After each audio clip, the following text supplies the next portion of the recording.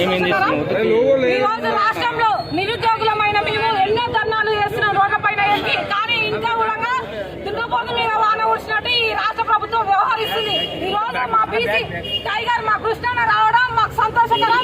ఇక మీకు చెప్తున్నాను రేవంత్ రెడ్డి, నీలాంటి 1000 మంది రేవంత్ రెడ్డిలు వచ్చినా కానీ ఇంకా ఏం చేయలేరు. నీ యొక్క పాలన 2 సంవత్సరాలు ఉంది. ఎంత విర్రవీగుతావో విర్రవీగు. ఈ యొక్క నిరుద్యోగులతో పెట్టుకున్న ఏ ఒక్క ప్రభుత్వం నిలవదు. హెచ్చరిస్తున్నాం. నీ యొక్క చెట్టుని వేళ్లతో సహా పెకిలించి వేస్తాం. 2 సంవత్సరాలే మిగిలింది. రెచ్చిపో, ఇంత రెచ్చిపోతావు. ఇంత పెద్ద నాయకులు వస్తారు. ఇంకా కూడా నువ్వు ఎందుకు మాకు అడిగిన నోటిఫికేషన్ రిలీజ్ చేస్తలేవు?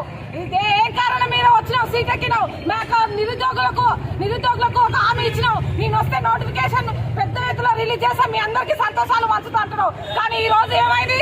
మేము ఒక కన్నీళ్లు కాలుస్తున్నాం. కన్నీళ్లు కాలుస్తుంటే కూడా ఒక పెద్ద స్థితిలో ఉండి ఈ రోజు మా బాధలు పట్టించుకుంటలేవు. నీకొక్కడే చెప్తున్నాం, మీ యొక్క రాష్ట్ర ప్రభుత్వంలో ఉన్నటువంటి మా కృష్ణన్న లాంటి లీడర్స్ అందరం ఒక్కటైనా ఇక నిన్ను గద్దె తిప్పడమే మా వంతు. కబర్దార్ రేవంత్ రెడ్డి.